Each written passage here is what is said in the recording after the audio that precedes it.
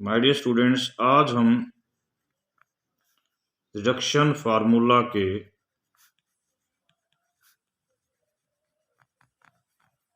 Third lecture में बात कर रहे हैं। थर्ड लेक्चर के अंदर सबसे पहले इस प्रकार के क्वेश्चन को करेंगे।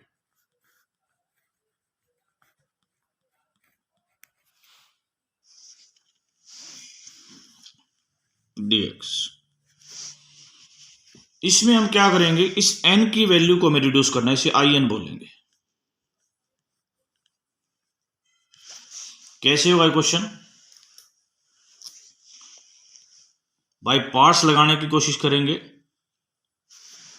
इसे तो लो फर्स्ट और इसे लीजिए second. What is the rule? Rule says first as it is, second का इंटीग्रेशन माइनस फर्स्ट का डेरिवेटिव n log x की पावर n माइनस 1 और log x का x, इसका integration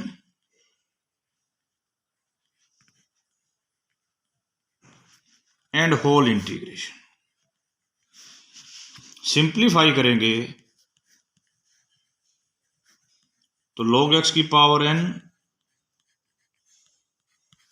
divide by m plus 1। यहां से m प्लस 1 और n common निकाल लीजिए,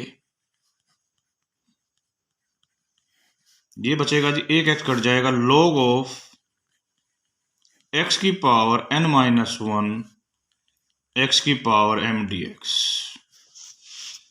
तो यहां पर in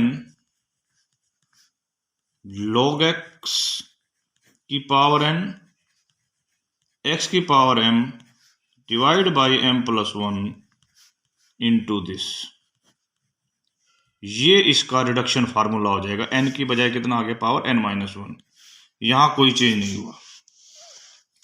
तो इसमें यदि I1 चाहिए होता, हमें I0 मेन नहीं तो I0 चाहिए, वो क्या होता जी? x की पावर m, जिसका इंटीग्रेशन होता जी x की पावर m प्लस 1 बटे m प्लस 1। होमवर्क है आपके लिए प्लस C, I5 खुद निकाल के देखें। ओके बेटा, अब मैं एक क्वेश्चन आपको यहां बताना चाह रहा हूं, जो इस टाइम बताना बहुत जरूरी है। यदि इस क्वेश्चन की लिमिट होती, व्हाट हैपन, और वो भी होती 0 से 1,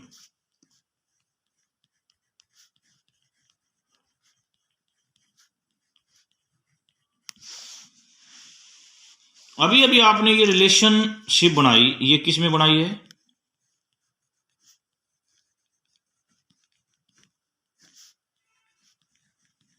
is equal to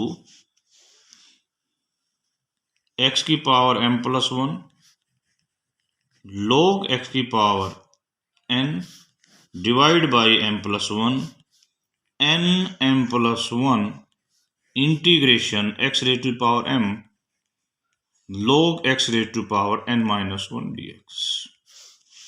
If we take limits 0 से 1, 0 से 1 and 0 से 1, what happen with this? यदि यहां 1 रखेंगे तो log 1 0 हो जाएगा, और 0 रखेंगे तो ये 0 हो जाएगा। तो अल्टीमेटली ये चीज हमारे पास क्या आएगी? Minus n by m plus 1।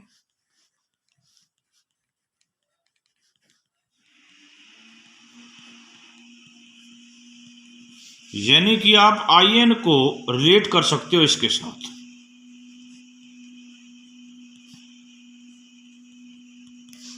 यदि मैं n के स्थान पर n माइनस 1 रख दूं तो ऊपर n माइनस 1 आ जाएगा, नीचे कुछ चेंज नहीं होगा, इधर in माइनस 2 आ जाएगा। इस प्रकार कंबाइन कर दो तो in कितना हो जाएगा? ये रखूंगा तो माइनस 1 की power 2 n into n minus 1 m+1 का स्क्वायर n-2। इस प्रोसेस को हम चलते ले गए, कम चलते जा रहे थे, लास्टली हमें क्या मिलेगा? देखो यहां 2 बार किया था, तो यदि n बार करेंगे तो -1n, यहां पर आएगा जी 1, यहां आएगी इसकी पावर n, और यहां आ जाएगा I0।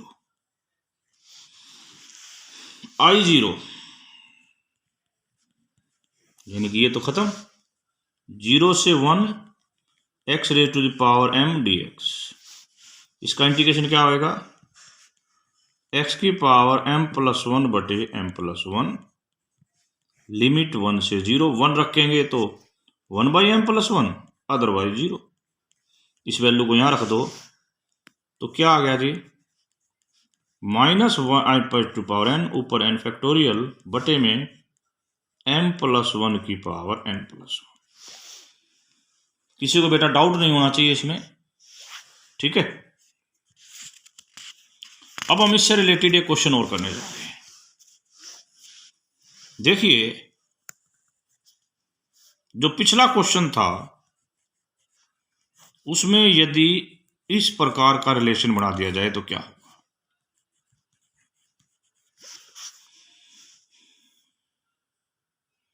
क्वेश्चन को बिल्कुल ध्यान से देखना बेटा, ध्यान से देखने से ही क्वेश्चन होएगा।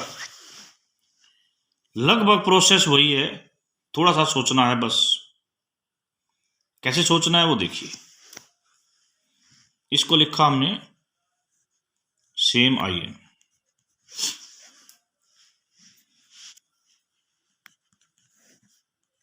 x(m+1) log x की पावर -n बटे x dx। अब हम कह रहे हैं कि ये फर्स्ट और ये second. First as it is,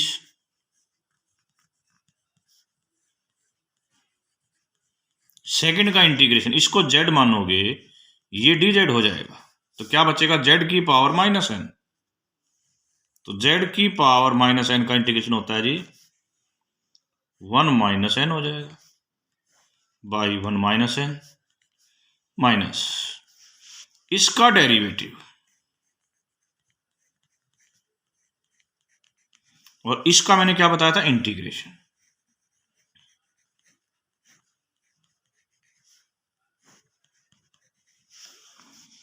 okay बेटा, dx। IN क्या आ गया? x की पावर m+1 log x की पावर, देखो एक n-1, और इसके साथ में क्या है जी? 1 - n। इधर ले जाओ जी, m+1 1 - n इंटीग्रेशन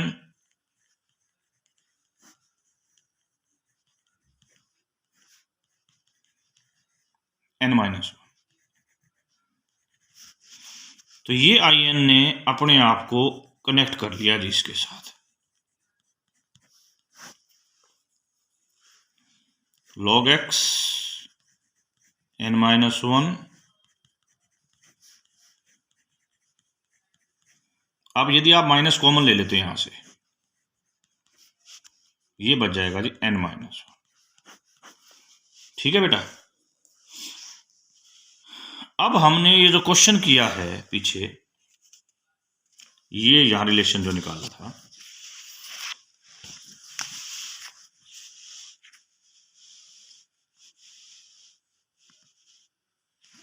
ये रिलेशन निकाला था, यहां से क्वेश्चन सोल्व करना चाहते हैं।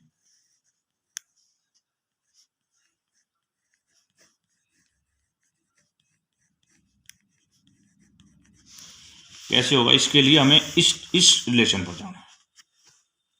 ये रिलेशन क्या देगा? देखो ध्यान से देखो बेटा, ये रिलेशन की बात करो मैं, ये वाला क्या देगा? ये क्या है? This is nothing but I3। ठीक है, आपका रिलेशन क्या कहता था? I3। देखो ये तो है आपका m और ये है n, यह आएगा जी n कितना है 3/5 I2। ठीक है भाई। अब I2 की वैल्यू निकालो। n की वैल्यू फिर कम होगी 2/5 I1। I1 की वैल्यू -1/5 I0। ठीक है बेटा। तो अल्टीमेटली आपके पास क्या बन गया, ये I3 इन तीनों की मल्टीप्लीकेशन होगी तो -6/125 I0। अब I0 निकाल देते हैं। I0 का मतलब ये खत्म, x⁴ dx 0 से 1 इंटीग्रेशन x⁵5/5 तो 1/5 आ गया। इस वैल्यू को यहां रख देंगे तो I3 comes to be -6/625। Okay बेटा। तो इस प्रकार बहुत से क्वेश्चंस आपसे पूछे जा सकते हैं और आप ऐसे क्वेश्चंस को ट्राई भी करिए।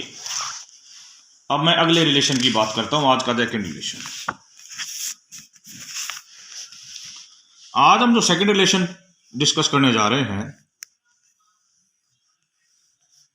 वो x⁴n e⁴ax dx n।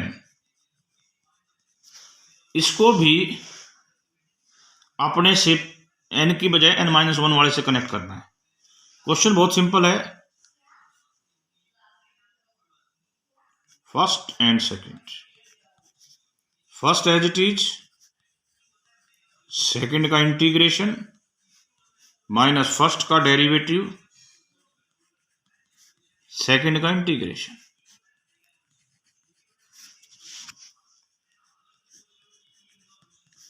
x⁴n eax by a n/a बार आ जाएगा, अंदर क्या बच जाएगा, तो ये होगा in a, ये क्या बन गया n-1, तो ये बन गया जी हमारा रिकरेंस रिलेशन। इस प्रकार हमें रिकरेंस रिलेशन बनाने हैं। ठीक है। और कोई रिकरेंस रिलेशन आपके नॉलेज में है बेटा? बना तो हम बहुत से सकते हैं। एक और हम रिकरेंस रिलेशन इसी टाइप का डिस्कस करते हैं। देखिए, यदि मैं इस n को नेगेटिव कर दूं, यानी कि नीचे हो जाएगा, इसका मतलब बात तो वही कि यहां n क्या है ग्रेटर देन 0। कैसे रिकरेंस रिलेशन एस्टेब्लिश करेंगे?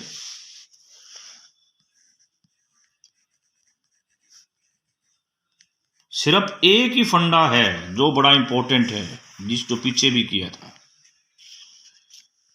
देखिए, हमारे पास जब ये नीचे आ रहा है, हमने आई लेट के फार्मूले के विपरीत इसको जाके सेकंड मानना और इसको फर्स्ट मानना, क्योंकि हम इसको ये ध्यान रखना, बात यहां भी यही कर रहे हैं, आई लेट से विपरीत इसको फर्स्ट मान रहे हैं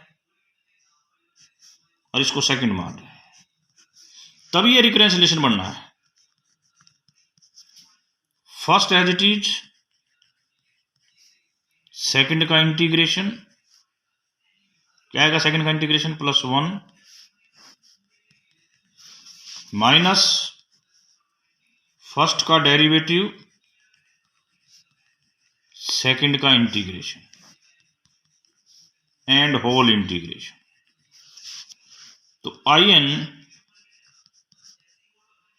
e⁴mx x⁴1 - n, इसको माइनस को बाहर कॉमन ले लो, ये n-1 हो जाएगा।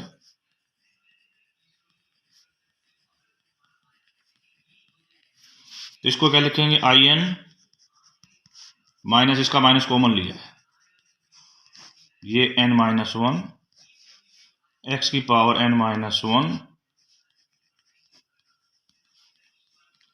ये रिकरेंस रिलेशन बन गया। इस रिकरेंस रिलेशन के बारे में किसी को कोई डाउट हो, कोई कंफ्यूजन हो तो पूछ सकते हो, नहीं तो बेटा मैं 2 क्वेश्चन और डिस्कस करूंगा आज, फोर्थ। यदि in ये होता तो आप क्या रिकरेंस रिलेशन बनाते हैं? देखिए, इसको तो फर्स्ट और 1 को second. First as it is, second का इंटीग्रेशन x माइनस फर्स्ट का डेरिवेटिव एंड सेकंड का इंटीग्रेशन x। तो ये आपका रिकरेंस रिलेशन बन के तैयार हो गया।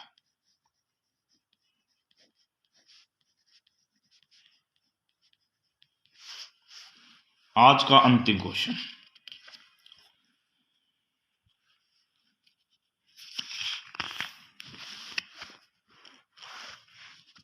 Fifth and last question of today. 0 से इंफिनिटी इसको सॉल्व करना है। यदि n इंटीजर हो, ठीक है, this is first and this is second. First as it is, second का इंटीग्रेशन माइनस फर्स्ट का डेरिवेटिव, सेकंड का इंटीग्रेशन।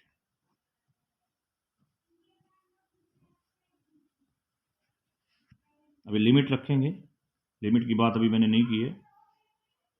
विदाउट लिमिट एक बार कंसीडर करो। आंसर आ गया, ये माइनस यहां आ गया, n(-1). रिकरेंस रिलेशन तो एस्टेब्लिश हो गया। अब लिमिट की बात करते हैं। यदि लिमिट लेते हैं इस पर भी, तो इसका क्या होगा? बड़ी इंपॉर्टेंट चीज है बेटा यहां की लिमिट। ये जो टर्म है ना, x इन्फिनिटी लेने पर 0 पे जाएगी। लिमिट अभी रखते हैं, लिमिट में इसको करके दिखाता हूं। Limit x tends to infinity, इसको नीचे लाएंगे ex को। ये इन्फिनिटी रखने पर ऊपर भी इन्फिनिटी बन रहा है, नीचे भी इन्फिनिटी बन रहा है, तो इन्फिनिटी बाय इन्फिनिटी इस पे एल हॉस्पिटल रूल लगाएंगे। एल हॉस्पिटल का मतलब ऊपर वाले का डेरिवेटिव बटे में नीचे वाले का डेरिवेटिव। ये इन्फिनिटी बाय इन्फिनिटी बनता रहेगा टेल, इसका n टाइम डेरिवेटिव करेंगे जब n फैक्टोरियल और ये e की x, तो फिर इन्फिनिटी रख देंगे तो ये 0। तो इन्फिनिटी रखने पर इसका उत्तर 0 आएगा।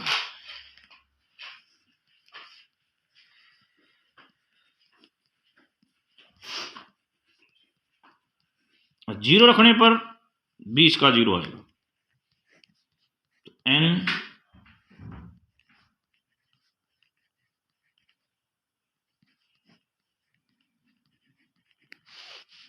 तो यदि मैं इसको un मानूं तो n(un-1) हो जाएगा। इस प्रोसेस को कंटिन्यू रखते चले जाओ। n-1 un-2, इसमें पुट कर दोगे, फिर un-2 लोगे। तो इस प्रकार यदि मैं सबको यहाँ सब्स्टिट्यूट कर देता हूं तो un आ जाएगा n(-1) n-2 1, अल्टीमेटली u0 बन जाएगा। What is the value of u0? x की पावर 0 होती है 1, ये बच जाएगा। इसका इंटीग्रेशन ये होता है, इन्फिनिटी खोगे इसकी पावर माइनस इन्फिनिटी 0, पावर 0 खोगे तो 1, तो आंसर इज 1।